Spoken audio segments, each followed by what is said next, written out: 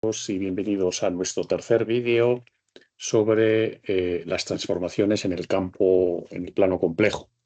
En esta ocasión vamos a ver un ejemplo donde vamos a practicar o aprender a manejar las transformaciones de funciones circulares, pero también veréis que se puede extender a las funciones también hiperbólicas. Y además aprovecharemos este ejercicio, nos valdrá también para aprender a transformar o a manejar las transformaciones compuestas, que se componen de a su vez una composición de varias transformaciones, y una de ellas, por cierto, será también nueva, que será la función potencia. En definitiva, un ejercicio bastante completo. Bien, en este caso la función que me dan, la transformación que me dan, es la función omega igual a f de z igual al seno cubo de z, y el recinto que tengo que transformar del plano z es el recinto siguiente. La coordenada x, la parte real, varía entre 0 y pi medios, y la coordenada y es mayor que 0. Bueno, pues vamos con ello. En primer lugar, vamos a representar el dominio que tenemos que transformar. Es importante hacerse idea del dominio y de las ecuaciones o de la frontera de ese dominio que hay que transformar. Entonces, en el plano Z, ese dominio, bueno, pues como nos dicen, X es entre 0 y pi medios y mayor que 0, por tanto, me están obligando a que sea el semiplano superior, y X entre 0 y pi medios, bueno, pues aquí podemos poner, por ejemplo, pi medios, y por lo tanto, estaríamos hablando de esta semibanda de aquí, entre 0 y pi medios X e Y mayor que 0. Vamos a, como hacemos siempre, a poner unos nombres a cada uno de los contornos que delimitan nuestro recinto. Por ejemplo, a ese lo llamamos C1, a esto lo podemos llamar C2 y a este lo llamamos C3. Y fijaros además que en este caso el recinto es una superficie, es el interior que delimitan esas curvas C1, C2 y C3, con lo cual no solamente tengo que transformar C1 y C2 y C3, sino además ser capaz de decir ese área delimitada en donde se mapea. Bien, si nos fijamos en la transformación, bueno, pues en primer lugar podríamos pensar en hacerlo en cartesianas, en ambos planos, en el plano X y en el plano U y V, en el plano V y en el plano Z. Entonces, si trabajáramos en cartesianas, pues en el plano U, en el plano W tendríamos que el punto genérico W sería U más JV, y eso sería igual al seno al cubo de z, donde z es el complejo x más ji. Y bueno, pues lo que procederíamos es, como sabemos, tenemos una función trigonométrica de variable compleja. La forma de operar, pues es operar en el interior y pensar que ahí lo que tenemos es, bueno, pues la suma de dos términos, y por lo tanto aplicaríamos la fórmula típica del seno de a más b. Entonces tendríamos el seno de x coseno hiperbólico de ji más el coseno de x seno hiperbólico de ji elevado al cubo. Y ahora aplicaríamos lo que conocemos de la relación que hay, cuáles serían el coseno y el seno hiperbólico de un argumento complejo que vimos en el tema 1. Entonces esto sería seno de x, el coseno hiperbólico de ji es lo mismo que el coseno hiperbólico de y, y el seno hiperbólico de ji sabéis que es j seno hiperbólico de e, con lo cual aquí tendríamos una j que saldría fuera, un coseno de x, y ahora tendría un seno hiperbólico de y elevado al cubo. Bien, lo que haríamos a continuación, que sería elevar ese binomio al cubo, y entonces nos pegaríamos un susto morrocotudo, porque puff, ¿no? Pongo aquí puff porque ya nos hacemos idea que eso va a ser una barbaridad. Elevar ese binomio al cubo pues va a dar una cantidad de términos tremendos, y entonces al final lo que yo busco, que es igualar u a la parte real de ese desarrollo y u a la parte imaginaria, pues va a salir un auténtico chorizo aquí y otro chorizo de igual magnitud aquí. Con lo cual yo no seguiría por ese camino, ¿no? ¿Por dónde seguiría? pues seguiría por lo siguiente, y es lo que aprendemos una vez más, y es trabajar de otra forma, ¿no? Y en este caso pensamos, ¿qué es lo que realmente me está haciendo que me explote la complejidad? Pues realmente lo que me está haciendo que explote la complejidad es ese término elevado al cubo, porque si yo no lo tuviera, pues directamente diría, ah, pues mira, esto es U y esto de aquí es V, y bueno, pues eso pues tiene una complejidad moderada que podría manejar, ¿no?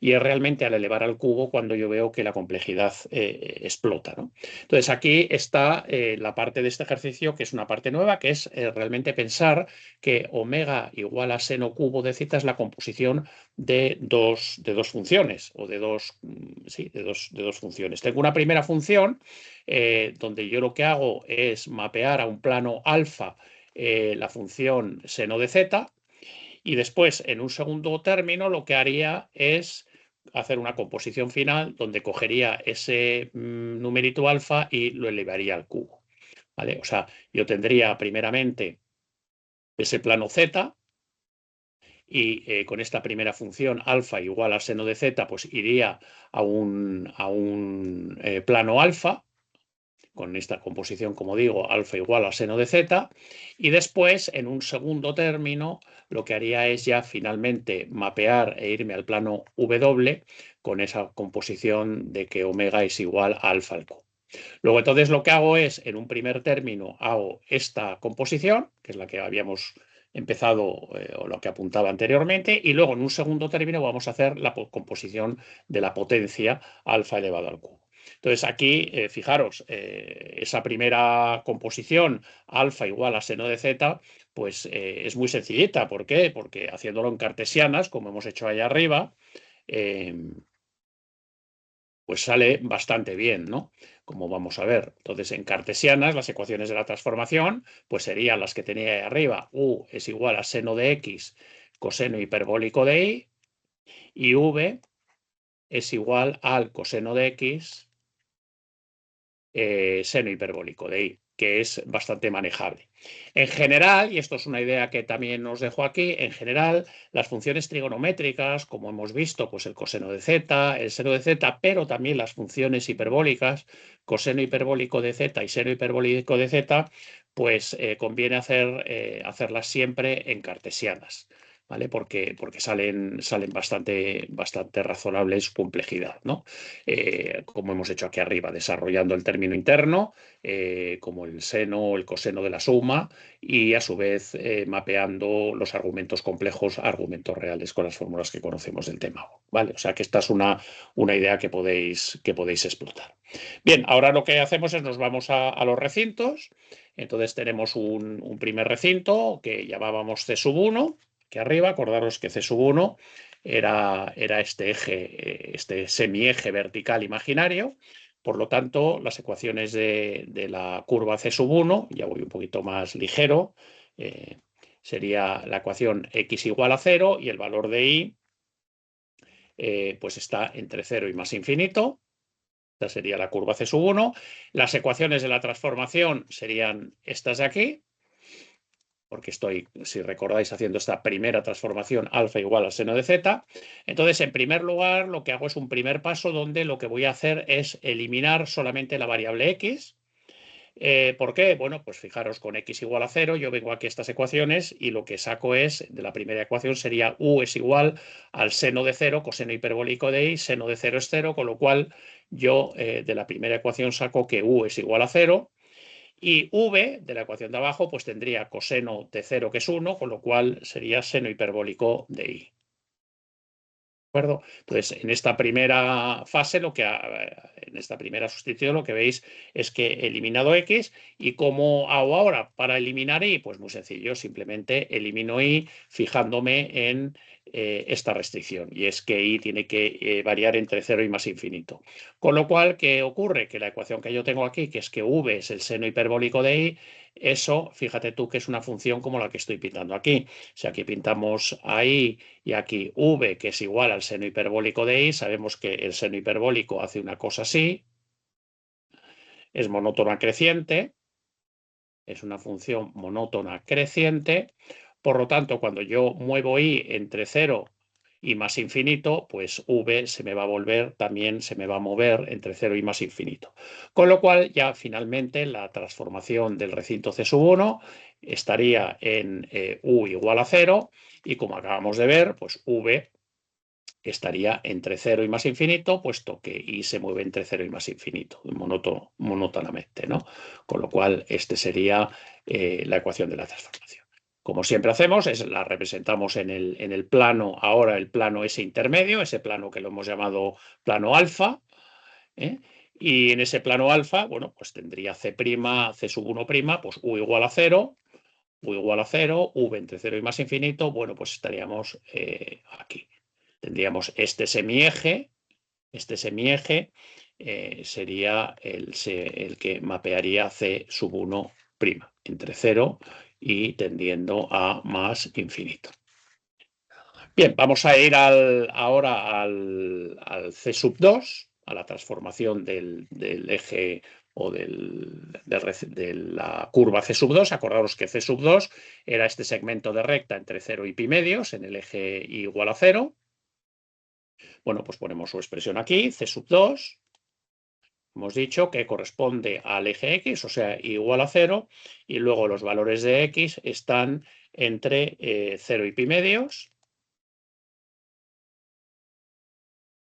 Bueno, junto con las ecuaciones de la transformación, pues hacemos una primera eliminación. Vamos a eliminar en este caso y, porque es de la que tengo aquí la ecuación. Entonces, si eliminamos y, nos venimos aquí a las ecuaciones de la transformación y tendríamos que u es el seno de x coseno hiperbólico de y, coseno hiperbólico de 0 sabemos que es 1, con lo cual tendríamos que u es igual al seno de x. Y la segunda ecuación sería v es igual al coseno de x seno hiperbólico de y, seno hiperbólico de 0 es 0, con lo cual tendríamos que v es igual a 0. Con lo cual, en un primer término hemos eliminado y tenemos estas ecuaciones, u seno de x, v igual a 0, y ahora nos fijamos en la variación de x para eliminar x definitivamente, ¿vale? Entonces tenemos que u es el seno de x tiene que variar entre 0 y pi medios, el seno de x, u igual al seno de x, bueno, pues el seno de x, pues va, seno de 0 es 0, y seno de pi medio sabemos que es 1, o sea, esto es una función que va haciendo así, ¿no? Entre 0 y pi medios. ¿De acuerdo? Con lo cual, aquí tendríamos finalmente la eliminación de la variable, perdón, x, pues me daría el recinto C2', que finalmente es u, como es el seno de x y con x entre 0 y pi medios, pues u va a estar entre 0 y 1 y v, como hemos visto, pues es 0. Ese recinto lo pintamos aquí a la derecha. Nuevamente estamos en el plano alfa y entonces, bueno, pues u tiene que estar entre 0 y 1 y v tiene que ser igual a 0. Con lo cual estaríamos hablando de este segmentito que tenemos aquí sobre el eje u igual a 0. Este segmentito sería C2'. Bien, casi hemos acabado transformando en esta primera transformación del seno de z y vamos a C sub 3. C sub 3 recordamos que es esta semirrecta infinita que parte de pi medios y va hasta infinito paralelo al eje y. Y bueno, pues vamos a ver en qué se transforma. Entonces ponemos aquí C sub 3 y ponemos la expresión analítica de C sub 3. C sub 3, acabamos de decir que es la recta x igual a pi medios, variando y entre 0 y más infinito. Bien, como siempre, le añadimos las ecuaciones de la transformación y en un primer término vamos a eliminar x. Eliminamos la variable x. ¿Cómo eliminamos la variable x? Pues entrando, como siempre, en las ecuaciones de la transformación y sabiendo que en este caso x es igual a pi medios, con lo cual sería seno de pi medios que es igual a 1, con lo cual daría que u es igual al coseno hiperbólico de y, U es igual al coseno hiperbólico de I, y la otra ecuación pues sería coseno de pi medios, que es 0, con lo cual V es igual a 0. Y ahora hacemos la eliminación de la otra variable que queda, eliminamos la variable I, ¿cómo? Pues teniendo en cuenta que I va entre 0 más infinito y que tengo que U es igual al coseno hiperbólico de I. Recordar la función coseno hiperbólico, o sea que tengo I y aquí tengo U igual al coseno hiperbólico de I. Esto es una función que hace así, el coseno hiperbólico, acordaros, pasa por 1, con lo cual cuando yo I varío de 0 a más infinito, el coseno hiperbólico de I va de 1 a más infinito. ¿De acuerdo? Con lo cual aquí tenemos que U, que es el coseno hiperbólico de I, va a ir desde 1 hasta más infinito, y aquí la ecuación me quedaría V igual a 0. Y ya tengo transformado el recinto C3, que procedemos a pintarlo por aquí. Y tendríamos una vez más el plano alfa, U y V, y entonces esto va desde 1 hasta más infinito, aquí a la derecha, con V igual a 0, con lo cual estaríamos hablando de la semirrecta que partiendo de 1 se va hasta más infinito, siempre sobre el eje U. Bueno, pues ya hemos acabado. Tendríamos aquí el total del recinto transformado, que lo pintamos por aquí. Unimos el C1', el C2' y el C3', que no lo he puesto por aquí. Esto sería C3'. Entonces, bueno, pues lo ponéis por aquí. Aquí tendríamos el plano alfa. Y tendríamos aquí el 1. Y entonces tendríamos un primer recinto que sería, creo que lo había puesto en verde, el C1, que era esto de aquí. Este semieje por aquí, que viene para aquí arriba. Sería C1'. El C2 lo ponemos en rojo y el C2 era este semieje que teníamos por aquí. Aquí teníamos el C2' y el que acabamos de hacer, que sería el C3', que lo hemos puesto en blanco, que sería este trocito de aquí. C3'. Pero recordar que una de las novedades de este ejercicio era que me decían que era el interior de esa banda. Entonces yo tengo que transformar los puntos que están dentro de esa banda. Y aquí lo que he transformado son el recinto, la frontera de esa banda. Entonces yo no sé si esa frontera que tenemos aquí determinada va a corresponder el recinto a esta parte de aquí dentro o a esta parte de aquí fuera. ¿Cómo sé yo si el recinto transformado es este área que tengo aquí o estos puntos de aquí fuera? Bueno, pues muy sencillo. Lo que hacemos es, para verlo, nos transformamos un punto A cualquiera del plano Z. Podemos venir aquí al plano Z y decir, bueno, voy a coger aquí un punto A cualquiera de ese plano y voy a ver dónde se transforma. Y entonces así sabré discernir cuál de las dos áreas, esta de aquí, este cuadrante primero o los otros tres cuadrantes, son los cuadrantes transformados. Bien, vamos a coger, por ejemplo, un punto sencillito. Por ejemplo, yo he cogido el punto x igual a pi cuartos igual a 1. Esto sería un punto que estaría por aquí, ¿no? Pi cuartos estaría aquí y 1 pues estaría por aquí, o sea, sería un punto como este de aquí y lo vamos a transformar. He cogido un punto así de raro, ¿por qué? Porque esto se transforma muy sencillamente. La aplicación de seno de z sobre a, fijaros, va a dar un valor a', que sería con x igual a pi cuartos, sería seno de pi cuartos, que es un numerito positivo, coseno hiperbólico de 1, que es otro número positivo. Con lo cual, aquí el primer término va a ser algo positivo y luego, si aplicamos el 1, pues sería, pues lo mismo sería seno de x, seno de pi cuartos, positivo, coseno de hiperbólico de 1. Bueno, vais a ver que aquí va a dar otro numerito positivo. ¿De acuerdo? Entonces, ¿qué ocurre? Que A', número positivo, seguro que va a estar en el primer cuadrante. El A' estará por aquí, no sé dónde, pero va a estar por aquí. Con lo cual, seguro que el recinto transformado se corresponde, por tanto, con este cuadrante y no con los otros tres cuadrantes que tenía más abajo. Bien, pero no hemos acabado, recordar. ¿Por qué? Porque hemos hecho la transformación alfa igual a seno de z, que por cierto ya nos vale para haber aprendido una transformación más. Y lo que tenemos que hacer es transformar seno cubo de z. ¿Cómo lo hacemos? Pues simplemente cogiendo este recinto nuevo que tenemos aquí, que es este cuadrante superior derecho, y lo tenemos que transformar con una nueva función que es omega igual a z al cubo. ¿Vale? Entonces, en general, vamos a ver primeramente una generalización, con lo cual vamos a aprender a otra transformación, que es, en general, supongamos que tenemos una transformación potencial del tipo omega igual a z elevado a la n, con n un número natural. ¿Vale? Entonces, en general, cuando yo tengo transformaciones de ese tipo potencia, de exponente natural, lo mejor, podéis comprobarlo, es trabajar en el plano de origen con coordenadas módulo exponenciales, y en el plano de llegada, en el plano W, trabajar también con módulo exponenciales. Aquí el módulo lo vamos a llamar delta, y aquí phi, y en el de origen rho y teta. ¿Vale? Esto es lo más inteligente cuando tengo funciones tipo de omega igual a z a la n. Porque fijaros que las ecuaciones de la transformación quedan muy sencilletas.